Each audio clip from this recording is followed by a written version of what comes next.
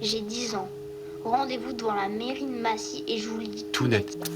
J'ai vécu le plus grand choc de ma vie entière et c'est pas rien. À vue de nez, elle est pas longue ma vie mais plutôt bien remplie dans son entièreté. Il fallait que je sois venu au monde au moins une fois, juste pour un moment pareil. Un car nous attendait. Papa et maman m'ont accompagné. Ils m'ont dit de profiter de chaque seconde, parce que le temps est fait de secondes. Et si ça semble pas grand-chose à l'unité, en les alignant l'une après l'autre, elles finissent par compter. Et le car a démarré, ils m'ont fait des grands signes de la main. Les bâtiments s'éloignaient derrière eux. Plus tard dans la nuit, on s'est arrêté et des policiers ont gardé nos cartes d'identité à la lampe torche. La mienne était toute neuve. J'avais fait des photomatons à la gare de Massy-Palaiseau. Mais comme j'étais heureux, je rigolais et il a fallu recommencer plusieurs fois. Mais c'était quelque chose de traverser ma première frontière. Je traversais un monde, je passais à un autre, je le sentais bien dans tout mon corps.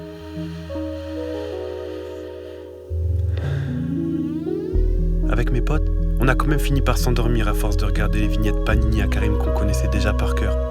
À force des kilomètres aussi, à force des petites secousses et du bruit du moteur.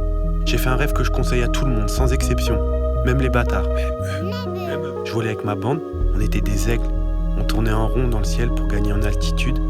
On dépliait nos ailes, on glissait jusqu'à la mer, jusqu'à une ville sur l'eau. Et rien de banal, parce que normalement, les villes sont au bord de l'eau, jamais au-dessus. Et en me réveillant, l'intérieur du bus était plongé tout entier dans le soleil. On roulait sur un pont qu'on finissait pas de s'allonger avec de l'eau de chaque côté. Et des clochers au bout. Des clochers montant vers le ciel, sans pouvoir s'arrêter. La lumière faisait naître des millions d'étoiles dans l'eau, partout autour, en rebondissant jusqu'à nos yeux. Elle avait jamais rien oublié de son vécu. Ensemble, on s'est compris sans avoir besoin de discuter. Et la lumière, c'est comme le ciel, comme les étoiles et les constellations.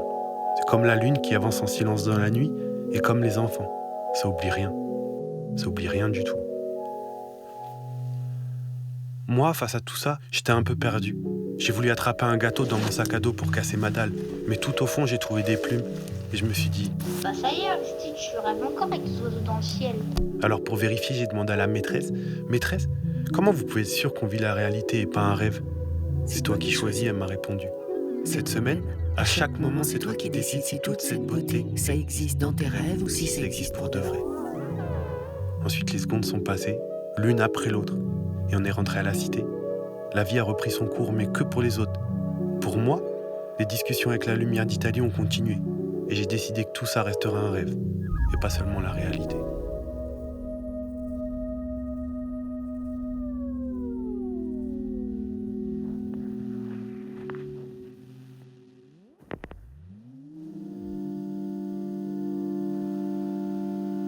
J'ai 23 ans et je vis ici, entre ciel et mer, entre ce qui existe et ce qui se reflète. Je vis entre les deux, en sanctuaire, en protection. C'est deux villes en une seule, et on n'est pas nombreux à le voir. Au-dessus, bien sûr, il y a le monde tel qu'on le connaît, celui qu'on voit partout. Le monde qui déroule ses secondes, l'une après l'autre, et le ciel qui fait que passer. Seulement ici, dans la lagune et dans les canaux, la vie hors de l'eau, c'est juste une partie de la réalité. Le reste est en dessous. Mais pas en miroir, hein. C'est un autre monde qui commence. Et je l'ai compris à 10 ans, quand un vol de mouettes est passé au-dessus de moi, sans être reflété. Je m'étais penché au-dessus du canal, avec les mains appuyées par terre, et il y avait toute une foule autour de mon reflet. Pourtant, j'étais seul sur ce quai. Alors j'ai compris que sous la surface, c'est des choses inconnues, des choses oubliées. Le temps s'écoule différemment avec tous les gens du passé, ceux passés de l'autre côté. On peut s'y réfugier aussi, quand il faut, quand c'est trop. En restant immobile, entre les vagues et les algues, on peut voir passer des visages, des gens d'autres époques, on y trouve ce qui nous manque. Moi, j'y rencontre mes fantômes du passé. Et tu veux rencontrer les tiens, hein? Regarde ni dans le cristal ni dans le café. Regarde dans les canaux. Regarde les reflets dans les soirs de lune. Regarde sous l'eau, l'eau noire de lagune.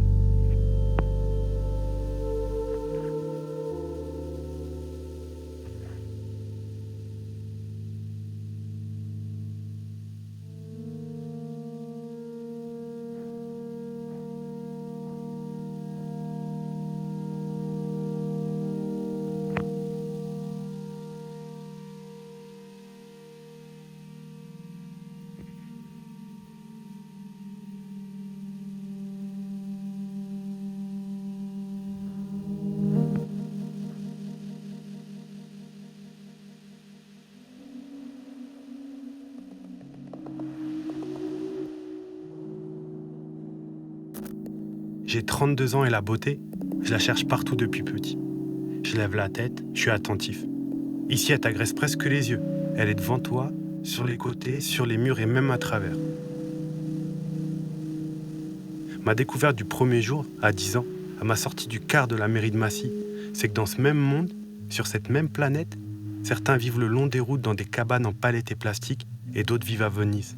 C'est sûr que si Dieu existe, et je préfère pas me prononcer au cas où, il aime pas tout le monde de la même façon. Il a pas appris à partager. Et c'est bien pour ça que j'ai décidé de me méfier de tout ce qu'on raconte sur lui. Parce que si avant de naître, on fait une loterie pour savoir où atterrir, en Italie, ils ont gagné. Champion du monde même, 3 € en finale. Ceux de la cité des Yougoslaves, à côté de chez moi, par contre, coincés entre les rats, la nationale et les fils électriques, ils sont plus proches de la fin d'Alice que du début. Mais c'est pas de leur faute. Ils ont juste pioché le mauvais numéro. Moi, en venant habiter ici, face à tant de beauté, j'avais besoin de parler. Alors j'envoyais chaque semaine des cartes postales à mes grands-mères, le mercredi. Toujours. Je leur décrivais ma nouvelle vie, la lumière autour de moi. Je racontais ce qui se passait à l'intérieur aussi. Tous ces changements. Le nouveau Aristide qui naissait tranquillement. Dans tout ça, tout ce que j'ai vécu ici, je voudrais surtout me souvenir que je suis devenu la personne que j'étais réellement, au fond. Même dans la vie d'avant. Et je l'ai toujours su, depuis le début.